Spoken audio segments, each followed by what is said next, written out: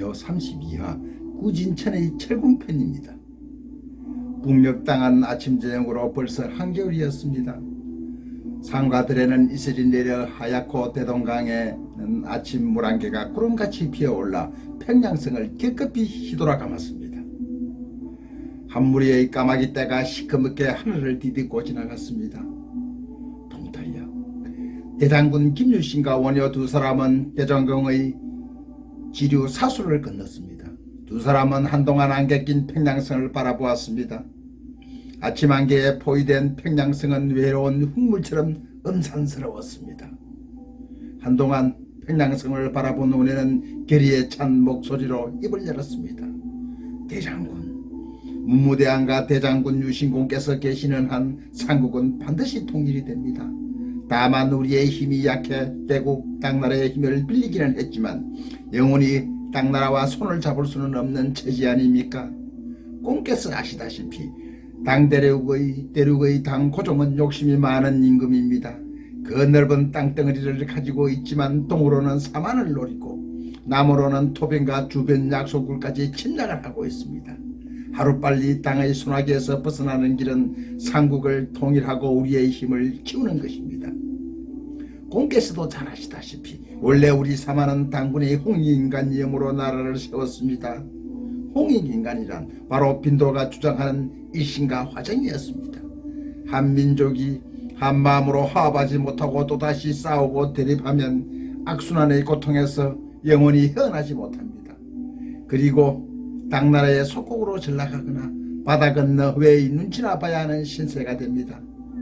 앞으로 우리에게 필요한 것은 백제와 고구려 백성에게 양보하며 베풀고 나누는 정신입니다. 또 만물을 공평무수한 입장에서 보려는 승리자의 안목이 필요합니다. 이것이야말로 우리 민족의 동질성과 결속력을 회복시켜 다시 민족 공동체를 형성하는 유일한 길입니다. 우리 민족 정신은 일신과 화정입니다. 그 민족 정신은 당군 임금으로부터 오늘까지 면면히 이어왔고 또 미래로 끊임없이 흘러가야 합니다. 우리의 홍익인간 사상이 대륙과 해양으로 뻗어나가 온 누리에 전파될 때 우리 민족의 영원한 평화도 보장되는 것입니다. 대사, 이 늙은이도 대사가 늘 주장하는 일신과 화정에 힘을 보태겠소이다. 대사, 이 김유신이 살아있는 한 당을 이 땅에서 반드시 몰아내겠습니다. 부디 원호께서 이 땅을 불국정토로 만들어 주시오. 나무아미타불. 유신공, 패망한 백제나 고구려의 입장에서 보면 성하신 무월랑께서 당을 이 땅에 끌어들였다고 비난할 수도 있습니다. 하나 그는 그렇지 않습니다. 만약 무열왕께서 적극적으로 나서지 않았으면 삼국은 서로 싸우다 당에게 잡혀 먹으실 수밖에 없었습니다. 우리 신국은 사만에서 제일 작고 힘없는 약소국이었습니다. 소국으로 살아남는 유일한 방법은 서로 힘을 합치는 것이었습니다. 백성과 인민금이 소통하고 믿음으로 조화를 이루었습니다. 이것이 바로 화정입니다. 그 각오 역할을 하신 분이 바로 유신공이 아니십니까? 돌이켜보시면 백제와 고구려는 신하들 간에 서로 반목하며 아직도 싸우고 있습니다. 백제 부원군의 수장 도침이 나라를 빼앗긴 와중에서도 복신과 서로 권력을 잡겠다고 싸우다 결국은 도침이 복신을 죽이는 일이 발생했습니다. 연개소문의 아들들을 보십시오. 저석기를 눈앞에 두고 오늘 내일 하는 아비 연개소문 앞에서 남생 남근 남산의 후계자 싸움과 동생 연정토까지 가세 가히 전입가경입니다. 하지만 신국을 보십시오. 화백회의에서 임금으로 초대받은 알촌공이 춘추공에게 양해한 것도 그러하고 성하신 무열왕을 비롯하여 문무대왕과 대군들 그리고 유신공께서 사심을 버리고 소통하여 이렇게 힘을 합치니 만백성과 군사들이 따르지 않을 수 없고 어찌 승리하지 않을 수 있겠습니까? 이는 콩심은 데 콩나고 팥심은 데 파다는 이치요 인과응보입니다. 이게 바로 이제 삼국 통일은 눈앞에 와 있습니다. 대사, 어떻게 그렇게 백제와 고구려의 당나라까지 정세까지 밝으시오? 원효는 민망한 듯 염주를 돌리며 말했습니다.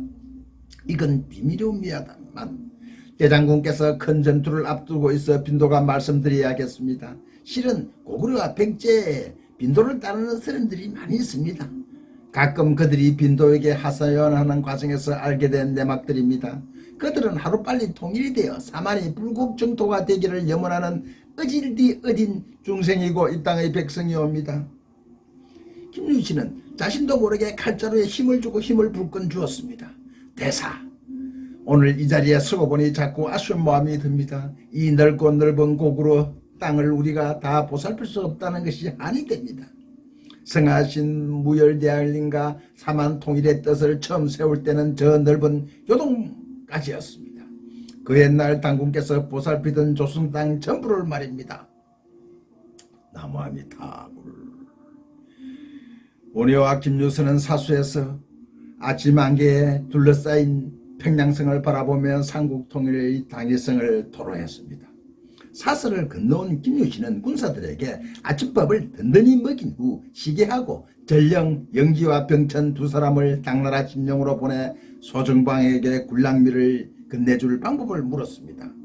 그런데 답장이라고 전령이 가져온 것은 알 수 없는 한 장의 그림이었습니다. 그러면서 고구려 장수에게 비밀리 얻은 아주 중요한 정보라는 것이었습니다. 대사, 소정방이 가타부터 대답도 없이 고구려 장수에게 얻은 중요한 정보라며 새와 송아지 그림을 그린 이 비밀 문서인 듯한 그림을 한 장 주었소.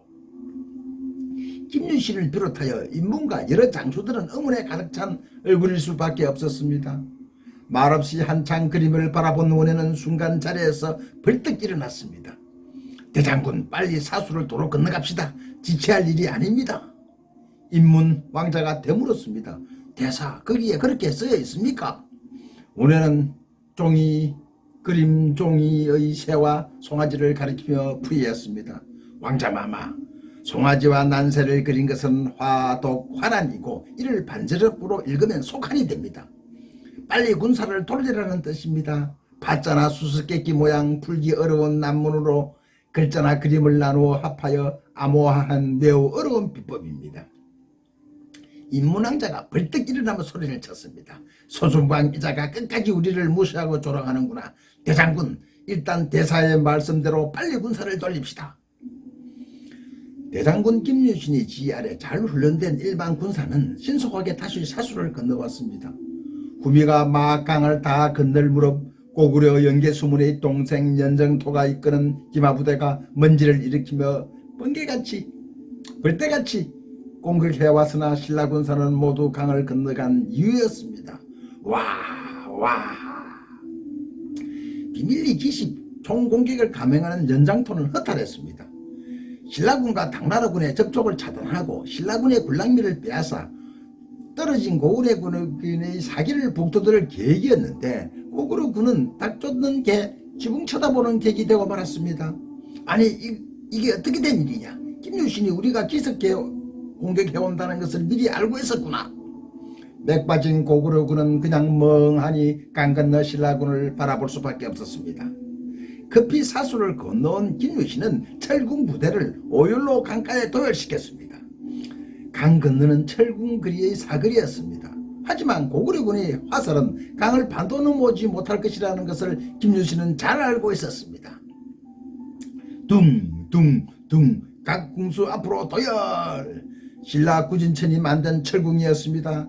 대하성 공격 때보다도 개량된 철궁입니다. 김유신과 구진천은 평야 전투에 대비해서 개발한 것은 연노와 상잔노였습니다.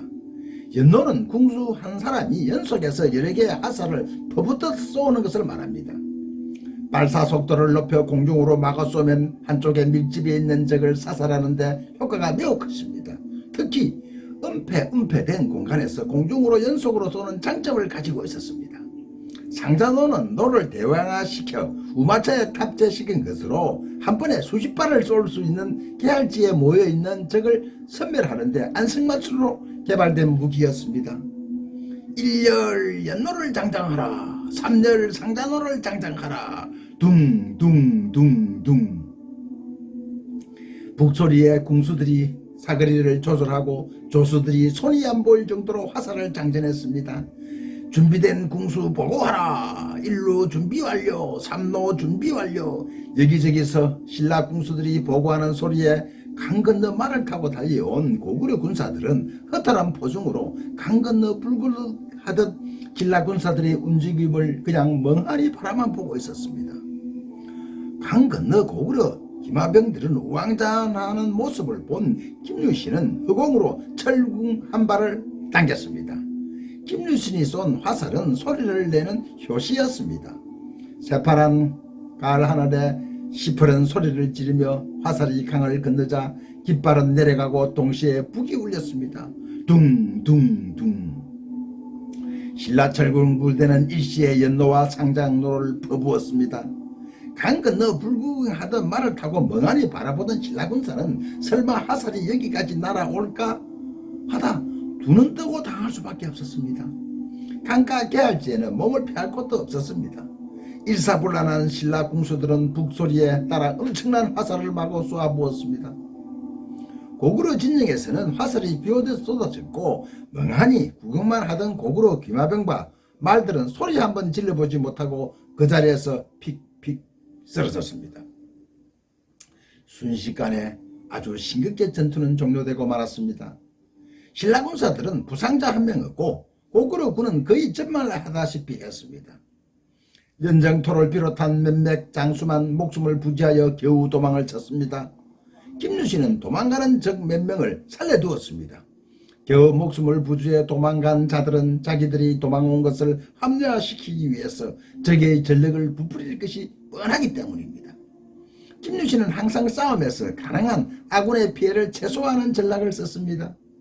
그럴 수밖에 없었던 것은 신라는 군사수가 적어 몇 명만 희생을 당해도 피해가 클 수밖에 없었기 때문입니다. 신라의 약점을 장점으로 승화시킨 것입니다. 적은 수로 전쟁에서 이기는 방법은 잘 짜여진 작전과 효율적으로 개발된 무기, 훈련된 군사, 그리고 무엇보다도 세속의례를 바탕으로 임전무태의 용감 무상한 화랑들의 솔선수범이었습니다. 신라 군사는 김유신을 안 따를 수가 없었습니다.